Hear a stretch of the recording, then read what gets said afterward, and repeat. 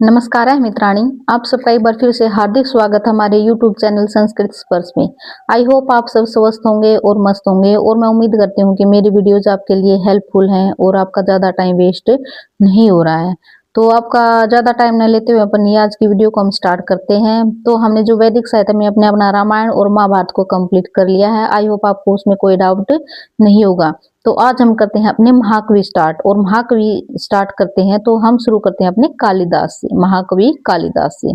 ठीक है, जो कालिदास का नाम है वो साहित्य में सर्वोपरि है। ठीक है, कहा जाता है कि ये जो शुरू में थे ना, ये बिल्कुल अनपढ़ थे। ठीक है, बिल्कुल मूर्ख थे। इनको बंदरू नाम से जाना जाता है। किस नाम से? बंदरू नाम से जाना जाता है। ठीक है, तो ऐसा कहा जाता है कि जो एक राजकुमारी थी विद्योत्तमा, वो बहुत ही घमंडी थी और किसी के साथ भी वो विवाह करने के लिए राजी नहीं थी। वो बोलती थी कि जो मुझसे ज्यादा विद्वान होगा मैं उसी के साथ मैं शादी करूंगी।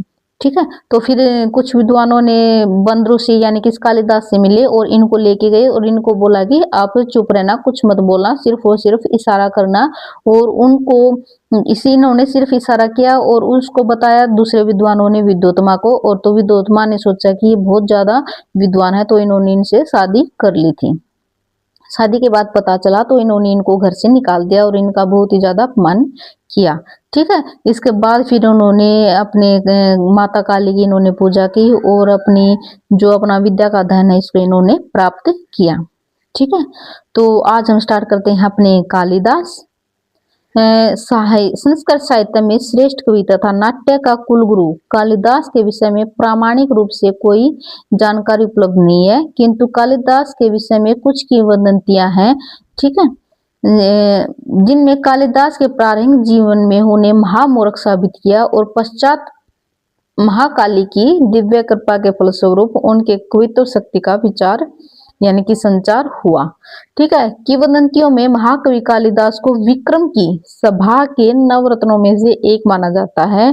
कुछ ने भोजदेव का दरबारी कवि और कुछ लोगों ने धन पुरुष के रूप में उल्लेखित किया है, परंतु इन किंवदंतियों के भिन्न भिन्न मत हैं। जैसे विद्योत्तमा वृत्तांत है कि कहते हैं कि कालिदास बाल्यावस्था में अति मूर्ख थे। उस समय की एक विदुषी विद्योत्तमा नामक राजकुमारी से कालिदास का विवाह का षड्यंत्र रचा गया। विवाह के बाद पत्नी ने तिरस्कृत होकर काली देवी की उपासना की और विद्या का वरदान प्राप्त किया। ठीक है, तथा विद्या प्राप्ति के बाद कालिदास घर आकर कहते हैं अनावृतम कपाट द्वारम देहि। ठीक है, यानी कि कपाटों को खोल दो। यह कथन सुनकर विद्योत्तमा ने कहा अस्ति कश्चित वाग विशेष, निश्चय ही कोई विद्वान आया है। विद्योत्तमा के इस कथन को आधार मानकर महाकवि कालिदास ने 3 रचनाएं लिखी। किनको? अस्ति कश्चित वाग विशेष, अस्ति से हुआ आपका कुमार संभव, कश्चित से हुआ आपका मेघदूतम और वाग से हुआ आपका रघुवंशम। ठीक है, अस्ति कश्चित वाग विशेष, ये 3 शब्द हैं और इन्हीं से आपके इन्होंने 3 रचनाएं लिखी और उनके जो मंगलाचरण है वो इन्हीं से आपके स्टार्ट होते हैं। ठीक है, अस्ति से स्टार्ट हुआ आपका कुमार संभव, कश्चित से स्टार्ट हुआ आपका मेघदूतम और वाग से स्टार्ट हुआ आपका रघुवंशम। ठीक है, नवरत्न वृत्तांत यानी कि ज्योति विद्या भरणम रचना के एक पद्य में कालिदास को विक्रमादित्य के 9 रत्नों में से गिना जाता है। नेक्स्ट आपका भोज वृत्तांत यानी कि इस किंवदंती के अनुसार धारा नगरी के राजा भोज के सभा कवि कालिदास थे। भोज प्रबंध में राजा भोज और कालिदास की मित्रता का उल्लेख प्राप्त है, किंतु यह स्पष्ट है कि रघुवंशम आदि रचनाओं के कर्ता कालिदास नहीं थे। ये भोज वृत्तांत वाले कालिदास कोई अन्य कालिदास थे। नेक्स्ट आपका कुमारदास वृत्तांत यानी कि कालिदास का जो अंतिम काल है सिंघल यानी कि लंका के राजा कुमारदास के यहाँ बीता था। वहां धन के एक लोभ में एक वेश्या ने इनकी क्या कर दी थी? हत्या कर दी थी। ठीक है, राजा ने कुछ 3 अक्षर लिख के एक पंक्ति लिखी थी, तो उन्होंने कहा था कि जो भी इसको पूरा करेगा तो उसको स्वर्ण मुद्राएं दी जाएंगी। तो कालिदास ने इनको पूरा किया था, लेकिन एक वेश्या ने इनकी धन के लालच में इनकी क्या कर दी थी? हत्या कर दी थी और फिर राजा को बोल दिया था कि ये पंक्ति को उसी ने कंप्लीट किया है। ठीक है, आज हम देख लेते हैं कालिदास का परिचय। महाकवि कालिदास के व्यक्तित्व के संपूर्ण साक्ष्य उपलब्ध नहीं है। किंवदंतियों के आधार पर इनके परिचय का अनुमान लगाया जाता है। इनका मूल नाम क्या था? बंदरू, पत्नी थी विद्योत्तमा और स्थान था उज्जयिनी। स्थान क्या था? उज्जयिनी। ठीक है, और ये अनुयायी थे किसके? शैव ब्राह्मण के। और समय था इनका विक्रमादित्य काल यानी कि प्रथम शताब्दी। विक्रमादित्य काल यानी कि प्रथम शताब्दी। वर्तमान के शोधकर्ताओं ने कालिदास के स्थान के बारे में बंगाल, कश्मीर, उज्जैनी आदि नगरों का उल्लेख किया है, परंतु वर्तमान आधारभूत साक्ष्यों के आधार पर महाकवि कालिदास का जन्म उत्तराखंड के टिहरी गढ़ीवाल के कुलिष्ठा गांव में हुआ है। ठीक है, अनेक बताए हैं, लेकिन लास्ट में इस आधार पर महाकवि कालिदास का जन्म कहाँ माना है? उत्तराखंड के टिहरी गढ़वाल के कुलिष्ठा गांव में। इनकी कुछ उपाधियां हैं। उद्भट ने उपमा कालिदास को क्या कहा है? उपमा की उपाधि दी है। क्या? उपमा कालिदास से, यानी कि महाकवि कालिदास को उपमा की उपाधि किसने दी है? उद्भट ने। मोस्ट इंपोर्टेंट, कालिदास को उपमा की उपाधि किसने दी है? उद्भट ने। प्रसन्न राघव के रचनाकार जयदेव ने कवि कुलगुरु कालिदास, ठीक है, कालिदास को महाकवि कुलगुरु किसने कहा है? जयदेव ने। जयदेव की रचना कौन सी है? प्रसन्न राघव। जयदेव की रचना कौन सी है? प्रसन्न राघव। और इन्होंने कालिदास को क्या कहा है? महाकवि कुलगुरु। मल्लीनाथ ने मेघे मागम गतम वय, अर्थात मल्लीनाथ के अनुसार मेघदूत के रचनाकार महाकवि कालिदास, और महाकवि माघ को पढ़ने में और जानने में संपूर्ण जीवन लग जाता है। ये किसने कहा? मल्लीनाथ ने। यानी कि मेघे मागम गतम वय, यानी कि मेघदूत और जो महाकवि माघ हैं उनको पढ़ने में और जानने में पूरा जीवन लग जाता है, फिर भी ये समझ में नहीं आते हैं। इन दोनों ही प्रसंगों में संपूर्ण साहित्य का भाव समाहित है। मल्लीनाथ ने महाकवि कालिदास को प्राचीन कवियों की गणना में सर्वोपरि स्थान प्रदान करते हुए कनिष्ठ उंगली पर अधिस्थापित किया है। कौन सी उंगली पर? कनिष्ठ उंगली पर। ठीक है, पूरा कवि नाम गणना प्रसंगे कनिष्ठ अधिष्ठता कालिदास उपाधित है। किसने? मल्लीनाथ ने। ठीक है, मल्लीनाथ ने। नेक्स्ट आपकी कालिदास की कुछ रचनाएं हैं। कालिदास ने साहित्य में अपना सर्वोपरि स्थान अपने कर्तृत्व यानी कि कर्तृत्व से बनाया है, और इनके कर्तृत्व से ही इनको अनेक प्रशस्तियां प्राप्त हुई हैं। कालिदास के बाद में होने वाले कवियों ने कालिदास को संपूर्ण साहित्य का क्या माना है? आधार स्तंभ। क्या माना है? आधार स्तंभ। काव्य प्रकाश के रचनाकार, यानी कि काव्य प्रकाश की रचना की है किसने? मम्मट ने।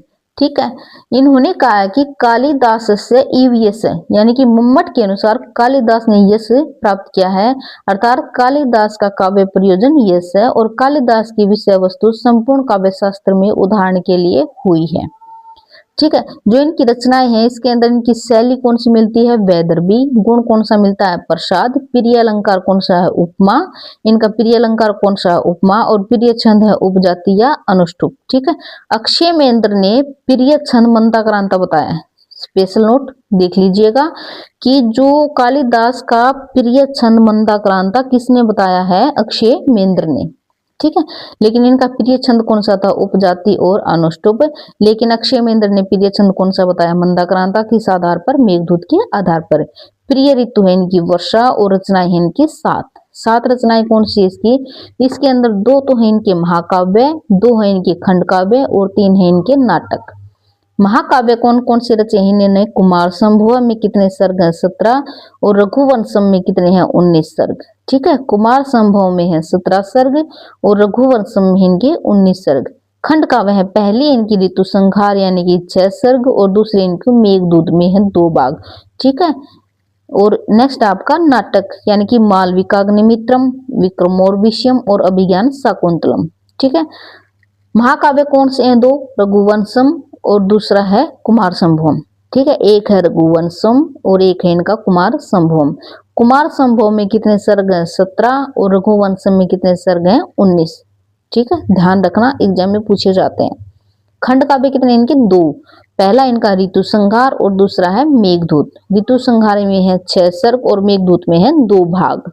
ठीक है, इनके नाट्य कितने हैं? 3, मालविकाग्निमित्रम, विक्रमोर्वशीयम और अभिज्ञान शाकुंतलम। मालविकाग्निमित्रम में है 5 अंक, विक्रमोर्वशीयम में भी है 5 अंक, और अभिज्ञान शाकुंतलम में इनके 7 अंक। तो एक एक करके हम इनकी रचनाएं हैं जो उनका हम सार देख लेते हैं। जो कुमार संभव महाकाव्य है ये महाकवि कालिदास का प्रथम महाकाव्य है। महाकवि कालिदास का प्रथम महाकाव्य कौन सा है? कुमार संभवम। ठीक है, कुमार संभवम। इसमें कवि ने शिव पार्वती के विवाह, कुमार कार्तिकेय के जन्म, कार्तिकेय द्वारा ताड़कासुर का वध करने की कथा वर्णित है। इस महाकाव्य में हिमालय की पुत्री पार्वती ने तपस्या के द्वारा शिव को क्या किया था, प्राप्त किया था। ठीक है, जो कुमार संभव में किसकी बताई गई है कि पार्वती का शिव के साथ विवाह और कार्तिकेय का जन्म और कार्तिकेय द्वारा ताड़कासुर का वध। ठीक है, इस महाकाव्य में कुल कितने सर्ग, 17 सर्ग हैं, परंतु कुछ विद्वान 8 सर्ग कालिदास के द्वारा रचित मानते हैं। शेष सर्ग कथापूर्ति के लिए किसी अन्य कवि के द्वारा जुड़े हुए माने जाते हैं। 8 सर्गों तक शिव पार्वती का विवाह तथा दाम्पत्य जीवन का वर्णन किया गया है। कितने सर्गों तक है? 8 सर्गों तक। कुमार कार्तिकेय का जन्म लेकर ताड़कासुर का वध करने की कथा इस महाकाव्य का क्या है, मूल उद्देश्य है। ये कुमार संभव का महाकाव्य का परिचय क्या है, इसके अंदर काव्य महाकाव्य है ये। ठीक है, उपजीव्य यानी कि ये कहाँ से आया है, शिव पुराण या फिर रामायण। अगर इन दोनों में से एक का चयन करना तो आप रामायण को चयन करोगे। ठीक है, शिव पुराण या रामायण। उपजीव्य क्या है इनका, शिव पुराण या फिर रामायण।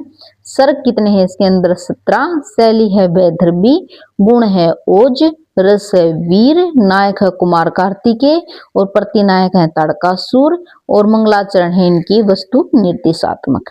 वस्तु निर्देशात्मक। ठीक है, तो सर्गानुसार कथानक आज ही करवाएं। चलो इसका तो कार्तिकेय का तो हम इसका कुमार समूह का तो हम आज ही कर ही लेते हैं, यानी कि सर्गानुसार कथानक। प्रथम सर्ग।